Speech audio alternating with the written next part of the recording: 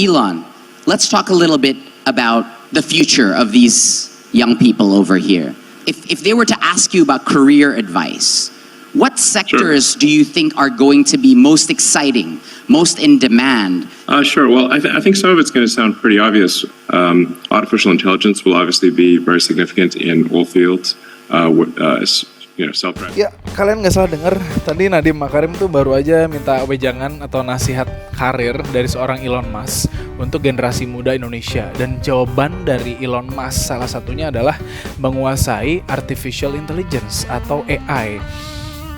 Jadi buat kalian yang udah daftar di SNBP kemarin di jurusan statistik dan data science, menurut gue kalian sangat beruntung. Kenapa? Karena ada banyak banget peluang di sana untuk masa depan. Dan di sini gue cuma pengen ngasih tahu ke kalian, ada satu hal yang harus kalian mulai kuasai dari sekarang ya. Semenjak kalian udah daftar kemarin, meskipun masih ada beberapa hari nih menuju pengumuman, tapi kalian mulailah kuasai satu hal ini. Yang jelas bukan AI-nya, tapi ada satu hal yang pengen gue bahas panjang lebar di video ini. Penasaran? Let's talk about this. Yo my friend, Bang Pilih on stage. Mau cerita apa Bang Pilih? Siap sharing.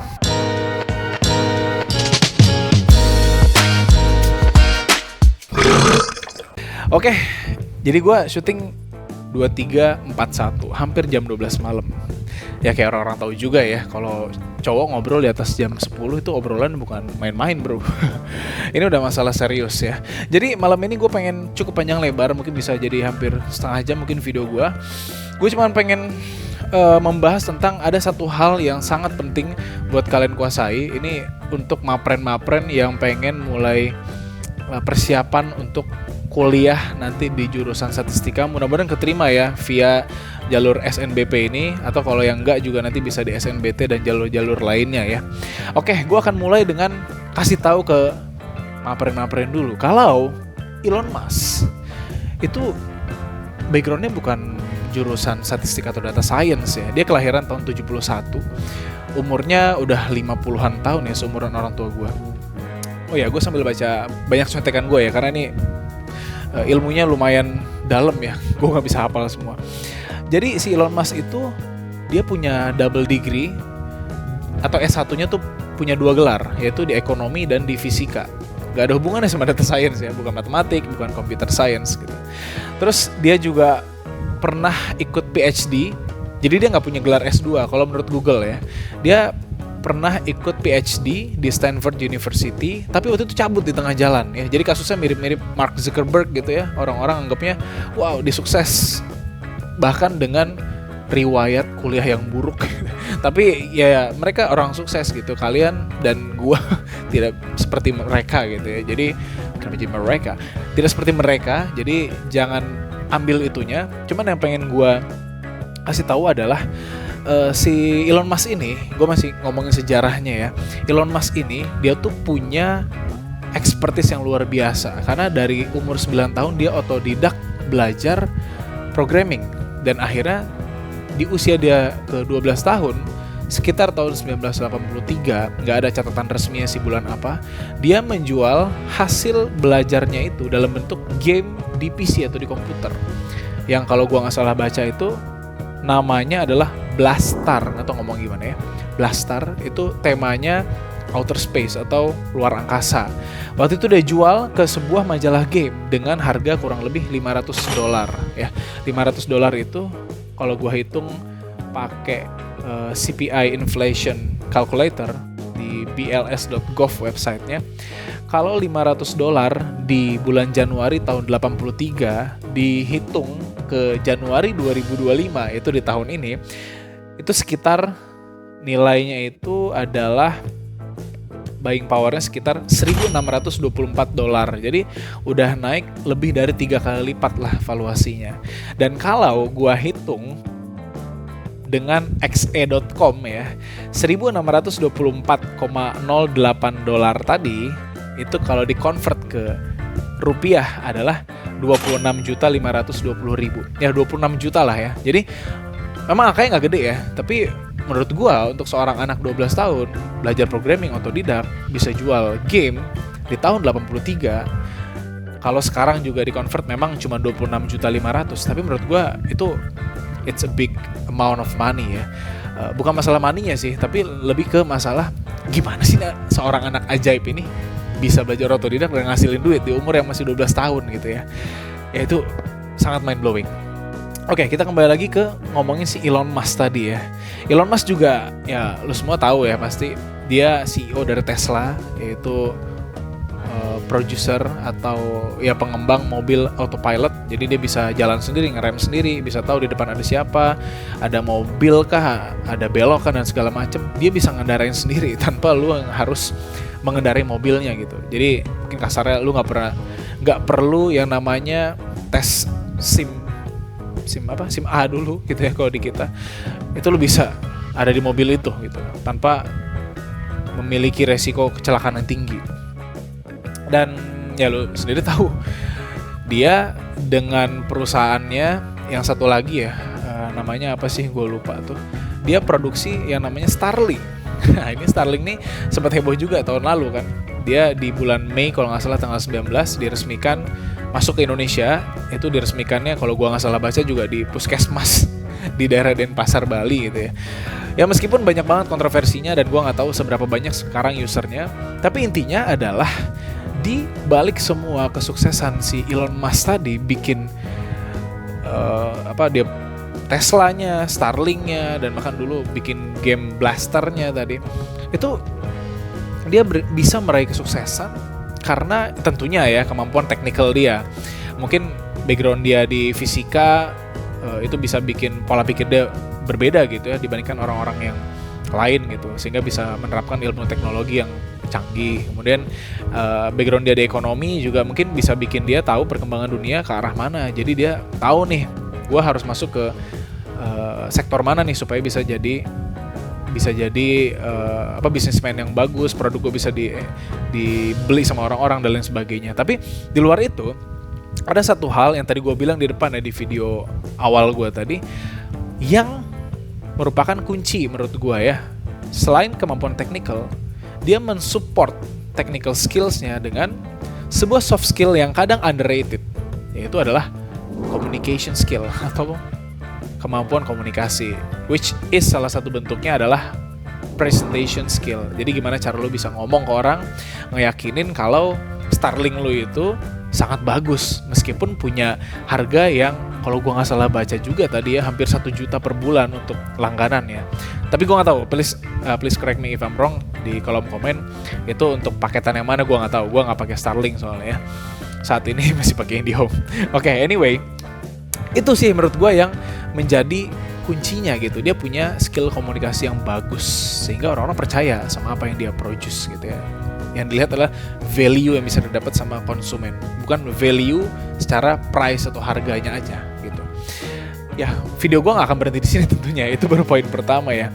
Oke, ngomongin soal komunikasi, gue jadi keinget gitu dulu waktu kuliah tuh dosen gue yang sampai sekarang pun masih mengajar di kampus gue pernah bikin statement gini, katanya saya tuh banyak ngobrol sama alumni-alumni kita, itu praktisi di company-company. Dia bilang kalau alumni kita ya, ini gue langsung sebut aja alumni statistika IPB, obrolan 10 tahunan yang lalu ya, katanya pada jago-jago banget kalau masalah teknis nggak perlu diraguin. Tapi kalau masalah komunikasi, nyampein apa yang dia lakukan, itu kurang banget gitu. Jadi memang lag-nya atau gap skill-nya ada di masalah communication. Itu yang gue inget sampai sekarang ya. Ini gue gak ngarang, gue bener-bener inget banget omongan itu. Dan ya akhirnya itu sih yang menurut gue jadi gap yang coba gue isi. Dan itu yang gue coba jadikan sebagai pembeda gue sama lulusan-lulusan statistika at least di circle gue gitu ya. Nah, ngomong-ngomongin kayak gitu, terkait komunikasi, gue jadi keinget juga ya tadi kalau ngomongin komunikasi dan kaitannya dengan kampus gue. Sekarang ini sebenarnya udah banyak banget sih ya kampus-kampus, terutama PTN dulu deh ya, perguruan tinggi negeri yang sudah membuka jurusan atau prodi data science ya, statistika dan data science gitu ya. Banyak sekali. Gue coba ambil dari detik.com ya. Yang pertama itu adalah Unair, Universitas Erlangga. Katanya dari tahun 2020 dia udah buka prodi teknologi sains data. Oke, satu. Yang kedua tentunya alma mater gue IPB University dari tahun 2020 udah buka jurusan statistika dan sains data. Sayangnya gue udah lulus ya. Dan bahkan sekarang ini sejak tahun lalu ya 2024 udah buka sekolah sains data, matematika dan informatika atau SSMI. Jadi udah bikin sekolah sendiri ya. Silahkan daftar. Terus yang ketiga ada UNS, Universitas Negeri Surabaya dari tahun 2022. Lalu UPN Veteran Jawa Timur, katanya tuh dari tahun 2000. Oh, nggak ada sih tahunnya ya. Cuman di sini disebutnya ada tingkat keketatan pada SNBT 2023 sebesar 9,2%. Kalau angka keketatannya sudah ada dari SNBT 2023, berarti kan setidaknya UPN Veteran Jawa Timur itu udah buka prodi data science dari tahun 2023 ya. Terus ITERA nih, Institut Teknologi Sumatera, juga tingkat keketatannya udah terdata tahun 2023. Berarti setidaknya 2023 itu udah buka juga. Terus Brawijaya juga katanya dari 2023 udah buka jurusan Sains Data di Fakultas MIPA-nya. Dan yang terakhir nomor 7 ITS Surabaya. Ya, di sini sih ini dia nyebutin ada kuota 12 kursi di SNBT 2024. Jadi nggak tahu deh ya, mungkin setidaknya 2024 lalu lah ITS baru buka jurusan Sains Data. Oke, jadi minimal ada 7 lah ya PTN yang ya kalian mungkin salah satu pendaftarnya ya. Mungkin boleh di-share di kolom komen dong, kalian daftarnya kemana. Atau yang pengen SNBT nanti ya, bagi kaum-kaum yang sudah pesimis SNBT kalian mau kemana? Itu bisa pilih salah satu dari 7 yang gue sebut tadi.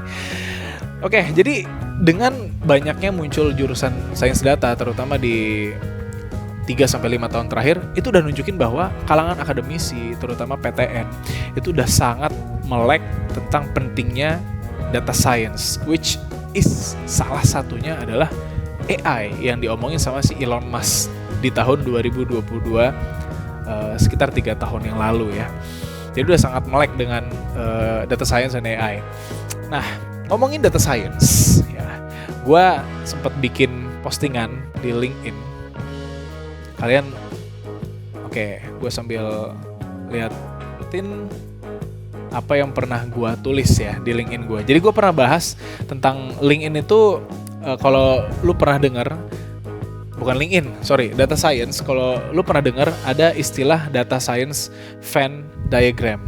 Jadi dalam diagram Venn itu kita bisa mengetahui bahwa data science itu terbentuk dari 3 komponen atau 3 elemen. 3 elemen itu adalah, yang pertama disebutnya sih Math and Statistics Knowledge. Jadi jurusan statistika dan matematika. Itu elemen pertama. Lalu yang kedua ada hacking skills namanya, atau versi gampangnya adalah computer science, anak ilkom. Ya. Dan yang ketiga ada substantive expertise atau business expertise, domain business, domain expertise atau business acumen. Itu sama aja semuanya. Ya. Jadi dengan 3 elemen tadi, lu bisa ngelihat bahwa jurusan statistik doang yang lu nanti insya Allah mudah-mudahan bakal masuk ya. Amin. Itu nggak cukup untuk membuat diri lu bisa into the real definition of data science. Karena butuh computer science, dan yang paling penting adalah substantive expertise tadi. Apa sih substantive expertise? Itu adalah kemampuan lu di industri atau di bidang tempat lu bekerja tadi. Nah, apa hubungannya sehingga gue bisa bilang bahwa komunikasi itu penting? Nah, lu bayangin nih, lu pengen jadi data scientist, tapi lu hanya bisa memiliki kemampuan programming skills ya. Terus lu juga tahu cara untuk mengimplementasi metode prediksi yang paling bagus. Misalnya lu tahu ada yang namanya support vector machine, ada gradient boosting, lu bisa mainin itu pakai R, pakai Python. Intinya lu masih di ranah yang machine learning doang gitu. Nah, tapi lu nggak punya kemampuan untuk mengkomunikasikan apa sih sebenarnya yang dibutuhkan sama market. Lu nggak bisa mengkomunikasikan juga gimana cara mengimplementasikan produk lu di pasar dan lain sebagainya. Dan mungkin kalau sekarang udah berada di industri ya, posisi data scientist, posisi data analis atau business intelligence analyst dan lain-lainnya itu udah cross team banget kerjanya. Kita main sama tim product, tim sales, tim marketing dan lain sebagainya. Jadi di situ lu butuh banget skill komunikasi. Kebayang ya? Jadi nggak mungkin lah lu cuman pinter di balik layar doang tapi nggak bisa mengkomunikasikan. Jadi nggak match gitu ya antara keinginan pasar atau keinginan company lu pengen apa, tapi lu ngerjain yang lain gitu. Itu udah secara logika aja udah nggak masuk gitu ya. Jadi sangat penting. Nah, itu memang versi data science Venn diagram buatan Drew Conway tahun 2010 yang originalnya. Nah, kalau kalian pengen lebih kebayang, sebenarnya yang lebih relevan adalah data science Venn diagram yang dibuat sama salah satu data analytics consultant terkemuka ya di Indonesia, yaitu Muhammad Iqbal Pilih atau gue sendiri. Jadi gue pernah bikin Pilih's Data Science Venn Diagram 2024. Nah, ini memang belum viral ya. Setidaknya gue udah bikin lah gitu proposalnya. Barangkali 20 tahun lagi gue ini Venn diagramnya jadi laku di pasaran ya. Nah, jadi di sini gue pengen lebih relevan. Yang tadinya Math Statistics itu gabung sendiri ya, maksudnya Math and Statistics, terus Computer Science ada 2 komponen, gue gabung. Jadi di sebelah kanan nih. Terus Subject Matter Expertise atau tadi Substantive Expertise itu ada di sebelah kiri. Nah, supaya relevan sama sekarang, dimana lu semua udah tahu ada yang namanya ChatGPT, Gemini, Copilot dan lain sebagainya, ada Qwen, Chat juga dan lain-lain gitu. Kita udah bermain dengan 2 elemen baru sebetulnya ya, yaitu adalah chatbot dan communication. Nah, di data science Venn diagram ini gue bilang kalau di era sekarang ya, kita tuh udah masuk ke era chatbot. Dan untuk menghasilkan AI, the real AI, itu chatbot tuh nggak bisa berdiri sendiri. Lu bayangin chatbot yang tidak interaktif, nggak bisa diajak ngobrol, nggak ngerti apa yang kita inginkan, berarti kan dia nggak punya communication skill ya. Itu nggak mungkin terjadi AI, nggak mungkin GPT dipakai sama semua orang. Jadi intinya chatbot pun itu dia bergabung dengan communication sehingga menjadi AI tadi. Ya. Nah, seorang data scientist juga ketika memanfaatkan AI atau chatbot tadi harus punya skill komunikasi. Kenapa? Gue ambil langsung satu contohnya aja ya. Ketika lu cuman punya subject matter expertise, punya kemampuan math, statistics, and computer science, dan punya atau tahu chatbot doang, gue nganggep kalian sebagai introvert di sini. Kenapa? Karena kalian nggak bisa menyampaikan apa yang sedang menjadi kebutuhan dan apa sih yang lu pengen lakukan dengan chatbot lu tadi, karena lu nggak punya skill komunikasi ya. Jadi pada intinya ketika lu nggak bisa ngomong ya ambiar gitu ya dalam konsep data science sekarang. Itu yang menurut gue menjadi concern gue sih ya. Lagi-lagi poin komunikasi ini penting banget. Terus masih ngomongin AI. Sekarang tuh udah mulai banyak istilah yang namanya prompt engineering. Nah, lu kebayang kan kalau lu pengen melakukan analisis dari dataset tertentu gitu ya. Sekarang udah bisa lah masuk ke ChatGPT, lu konekin ChatGPT lu sama Google Sheets atau lu bisa import Excel lu juga di situ. Terus dia bakal mengenerate ideas untuk melakukan eksplorasi, melakukan analisis, bikin grafik dan lain sebagainya ya. Mudah-mudahan udah pernah nyoba semuanya ya.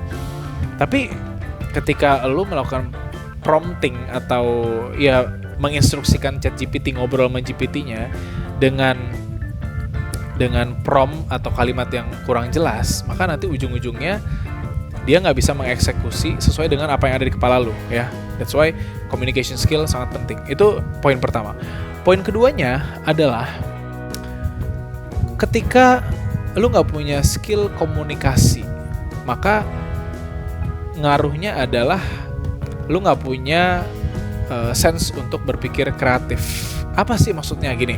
Jadi ketika lu mau melakukan sesuatu analisis atau lagi ada di sebuah project, pasti kan yang dibutuhin pertama itu adalah lu harus mikir dulu dong, apa sih yang mau lo lakuin. Itu ideation pertamanya harus ada di kepala kita sebagai seorang data analis atau data scientist.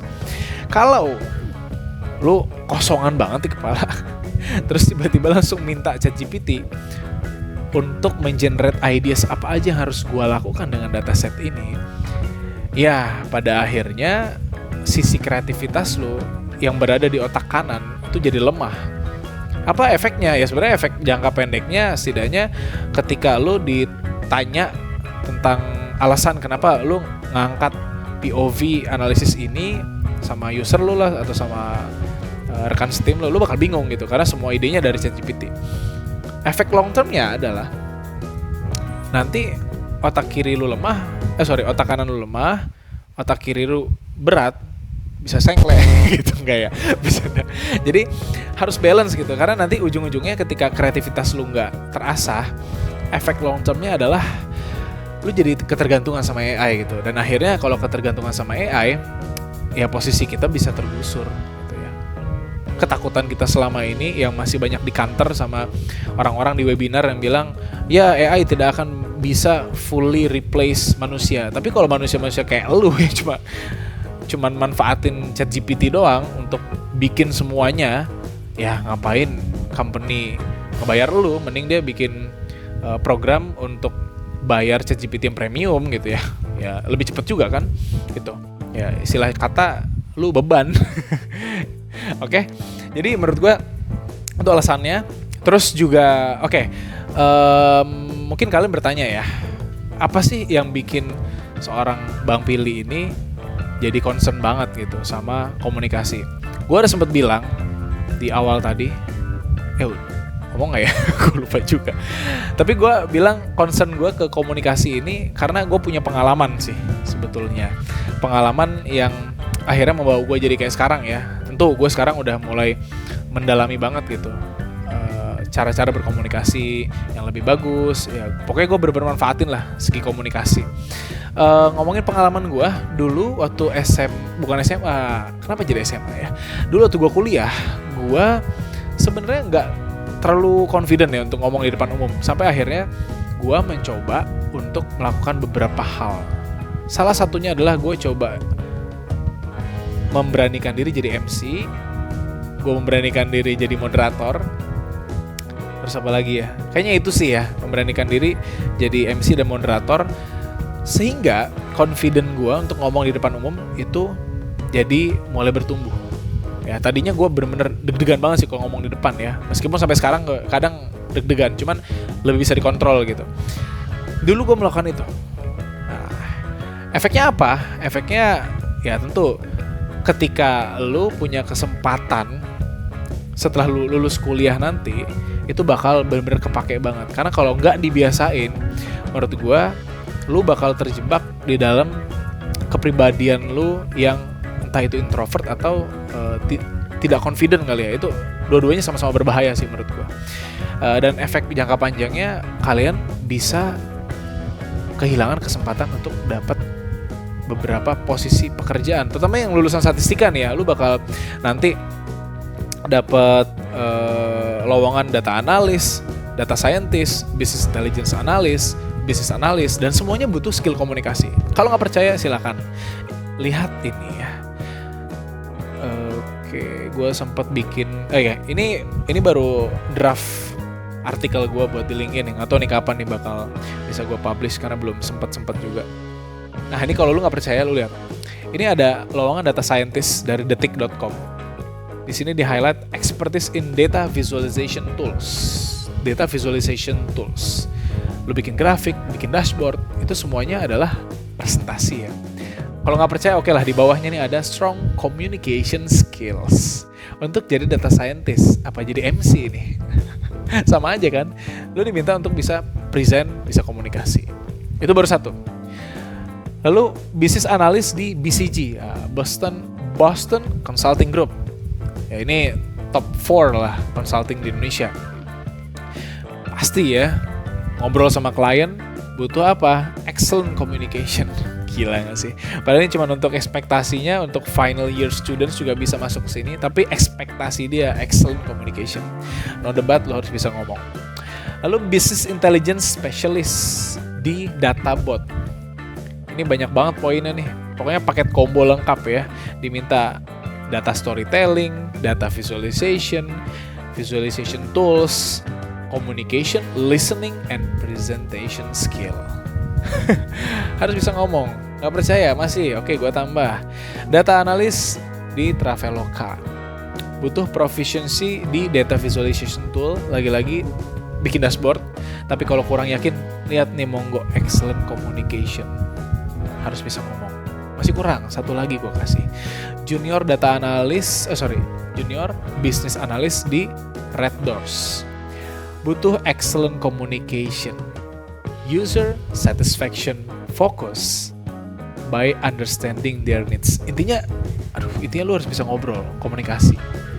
Komunikasi pun dua arah ya. Lu ngomong, lu juga ngedenger klien lu atau lawan bicara. Gitu. Ya. Jadi ini sangat penting. Oke.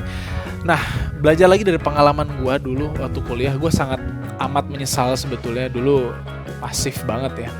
Waktu kuliah tuh sebenarnya kan kita banyak banget kegiatan-kegiatan yang membutuhkan kreativitas dan juga komunikasi dan presentasi ya. Itu menurut gue ketika lu bisa presentasi, komunikasi, ngomong lu udah bagus, bisa cas-cas-cos was-was saset gitu ya. Apa sih gua?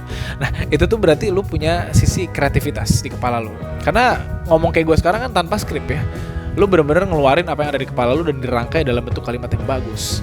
Nah, gue nyeselnya apa selama kuliah itu ada beberapa kegiatan kayak bikin skripsi, mungkin final project dalam sebuah mata kuliah. Dulu gue pernah dikasih project akhir di mata kuliah analisis perancangan survei, yaitu mewawancara masyarakat Bogor terkait angkot apa sih namanya, angkot modern gitulah dulu ya, yang kayak Jaklingko lah kalau di Jakarta, yang akhirnya waktu itu baru beberapa waktu di demo sama angkot-angkot konvensional, akhirnya nggak ada. Intinya waktu itu ketika lo mensurvei juga lo harus komunikasi sama orang kan. Kalau lo deg-degan sama orang, nggak bisa ngeyakinin kalau ini tuh untuk beneran lo, untuk kebaikan kota Bogor, orang-orang nggak akan mau diwawancara sama lo, bener kan? Terus apalagi lomba, wah banyak banget sih dulu lomba yang gue miss banget ya. Waktu kuliah gue nggak pernah ikutan lomba yang terkait data science, ya nggak pernah. Gue pernah ikut lomba sekali, lomba kayak bikin paper berempat sama temen gue, berlima ya. Tapi gue bebannya sih kayaknya gue nggak ikut kontribut apa ya, karena itu ke Malaysia gue cuma pengen jalan-jalan doang. Terus PKM, Pekan Kreativitas Mahasiswa. Waktu itu sempat dipaksa waktu itu ya, waktu tingkat 1 atau 2 ya, dipaksa sama jurusan untuk bikin PKM yang akhirnya nggak jalan juga. Ya anyway, gue melewati banyak banget hal yang seharusnya bisa membantu gue untuk meningkatkan skill komunikasi dan kreativitas gue. Ya, paling tadi yang gue manfaatin apa? Yang skripsi itu aja ya, sama final project mata kuliah gitu. Dan itu pun ya itu semua karena apa? Karena ya kalau nggak lu lakuin lu nggak lulus. Kalau PKM sama lomba kan nggak gue lakuin, gue nggak lulus kan. Gue tetap lulus maksudnya. Jadi nggak masalah gitu. Nah, itu beberapa hal yang gue miss dan gue harap kalian nanti waktu kuliah ambil sebanyak-banyaknya peluang itu tadi ya. Apalagi? Oke, satu lagi gue lupa. Yang gue ikut tapi gue tuh ngerasa nggak maksimal di dalamnya. Pertama, UKM, unit kegiatan mahasiswa, atau kalau di sekolah tuh ekskul. Gue dulu ikutan ekskulnya badminton tingkat pertama. Habis itu berhenti. Gue ikut pun karena apa? Karena gue suka badminton aja gitu ya. Jadi bukan tujuan gue untuk long term buat karir gue, enggak. Ya menurut gue itu salah satu pilihan yang oke, nggak masalah. Tapi kalau bisa gue ikut UKM yang lain, kayak UKM.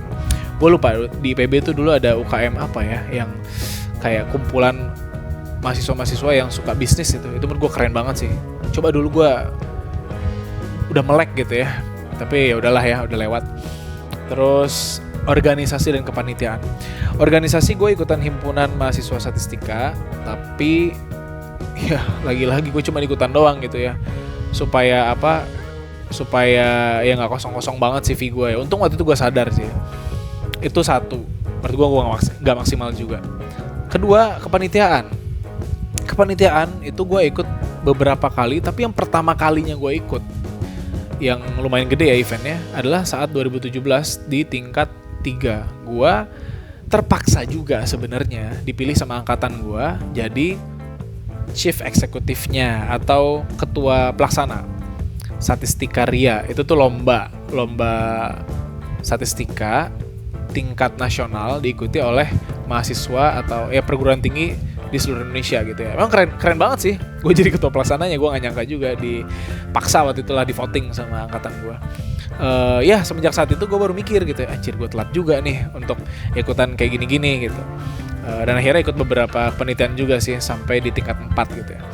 Dan alhamdulillah waktu itu menurut gue sangat kepake untuk ngisi CV gue yang kalau gue gak ikut sama sekali kosong CV gue.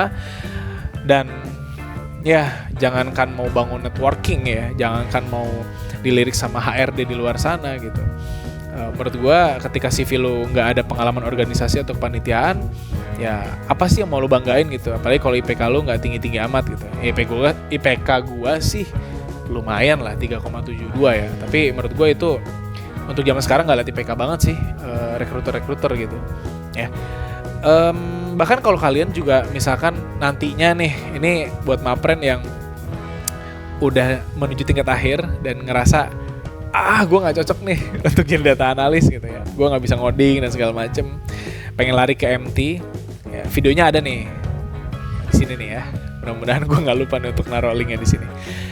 Ketika lu juga udah menyerah dan akhirnya pengen MT pun itu sangat melihat CV lu, terutama di organisasi, kepanitiaan, leadership gitu ya. Jadi menurut gua skill komunikasi dan presentasi dan kreativitas sangat penting. Oke? Membuka peluang masa depan sangat-sangat berguna menurut gua. Ya, terus gua cerita lagi pengalaman gua sedikit. Sorry udah malam nih, mulutnya udah mulai nggak sinkron ya dengan mata dan juga pikiran. Ya setelah lulus, karena gue udah mulai nyicil nih, dulu ikutan jadi MC, jadi moderator dan lain sebagainya, gue udah mulai suka berpikir kreatif, udah terbiasa ngobrol, bikin ide lah setidaknya. Akhirnya gara-gara pandemi ini sih lagi-lagi sebuah keberuntungan ya, agak gabut kerjaan gue waktu itu, dan akhirnya gue mulai otodidak belajar apa yang bisa gue lakukan ya, dan akhirnya gue milih edit video atau video editing.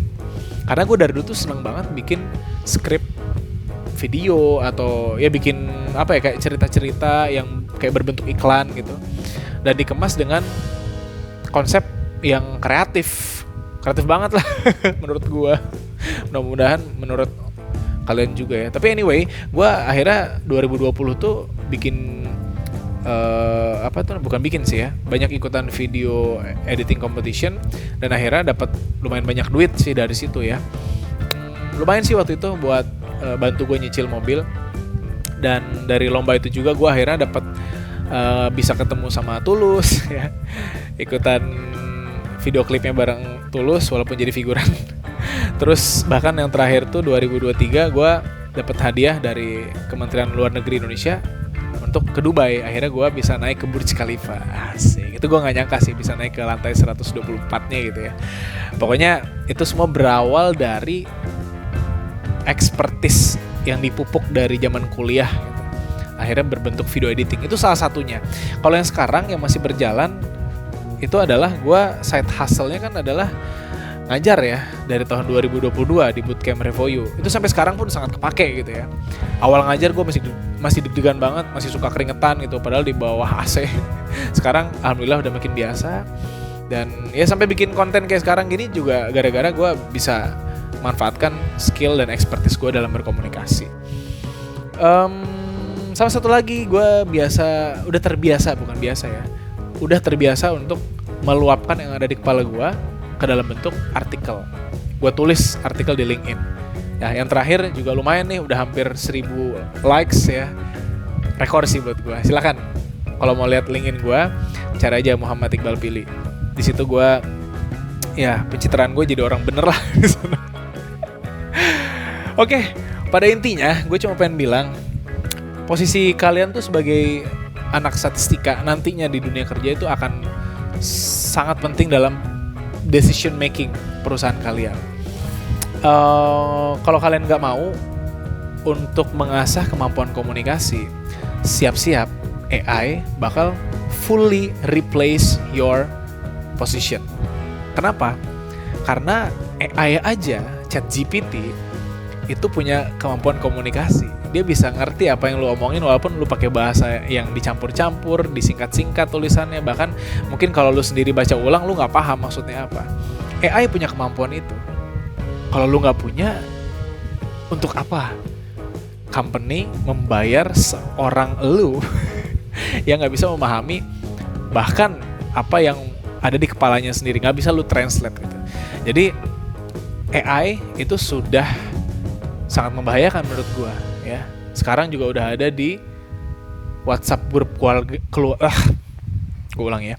AI bahkan sudah ada di WhatsApp grup keluarga kalian. Ya kan udah ada Meta AI. Jangan sampai nyokap lu sampai nanya Meta, apakah anakku benar ada di dalam kelas sedang kuliah? Jangan sampai ya. Memang sekarang belum bisa kayak gitu, tapi pada intinya kalau lu nggak punya skill komunikasi, itu AI bahkan bisa lebih dipercaya sama orang terdekat lu ketimbang mempercayai lu sendiri. Oke? Omongan gue semakin malam semakin kemana-mana. Pada intinya, menurut gue, sebagai seorang anak statistika, hiduplah seperti normal distribution. Seperti distribusi sebaran normal. Lu kebayang kan? Sebaran normal. Kalau lu pengen berada di antara banyak orang, lu boleh berada di titik tengahnya, yaitu di sekitaran nilai 0 ya. Sebaran normal baku itu kan nilai tengahnya, yang jadi modus atau puncaknya kan nilai 0. Kalau lu pengen jadi orang biasa, berkumpul sama banyak orang sama kayak orang lain, ya udah jadi average people aja, nggak masalah. Tapi kalau lu pengen jadi seseorang yang bisa berbeda, lu bisa bikin sesuatu yang mengguncang dunia gitu, lu bisa bergeser ke ekstrim tailnya, tapi ekstrim yang atas ya, jangan ekstrim bawah gitu. Kalau ekstrim bawah kurang bagus lah. Ekstrim atas, lu jadi kayak Elon Musk tadi, Mark Zuckerberg ya, dengan cerita-cerita uniknya gitu. Lu bisa bikin sesuatu dengan lu ngambil kuliah di jurusan statistika dan data science. Tapi tentunya untuk berada di posisi extreme tail tadi di atas, lu perlu perjuangan keras juga gitu ya. Dan salah satu yang sedang gue lakuin sekarang adalah gue pengen jadi lulusan statistika, data science, tapi gue bisa nulis, gue bisa bikin konten, gue jago ngomong ya, gue bisa ngajar. Itu yang membedakan gue sih dengan orang-orang yang serupa dengan gue ya. Kalian juga bisa mencari expertise yang kalian punya dan asah itu supaya jadi extreme tail tadi. Memang gak banyak orang yang ada di posisi itu, tapi posisi lu itu sangat diperhatikan oleh banyak orang. Oke? Mudah-mudahan nyambung. Kalau nggak nyambung ya udahlah ya, disambung-sambungin aja. Ya terakhir, gue pengen nanya, kalian yang udah daftar SNBP di jurusan statistika dan sains data itu udah daftar di kampus mana aja ya? Boleh ditulis, ada yang daftar di IPB, di Unair, di Binus, di Telkom dan lain sebagainya. Terus kalau yang kira-kira nggak keterima atau yang nonton video ini setelah 18 Maret jam 3 sore, berarti udah pengumuman ya, nggak keterima SNBP Statistik dan Data Science, kalian pengen tahu nggak kira-kira jurusan apa yang bisa jadi alternatif selain jurusan statistika? Nggak terlalu teknikal, tapi mungkin lebih ke terapan ya, cuman masih belajar statistika juga, masih bisa jadi data analis, jadi data scientist dan lain sebagainya. Boleh kalau kalian pengen request topik apapun, share di kolom komen. Bagi gue itu saja untuk malam ini, sudah terlalu panjang obrolan kita. Sudah saatnya tidur. Terima kasih sudah menonton. Jangan lupa ramein video kali ini. Thank you. Bye-bye.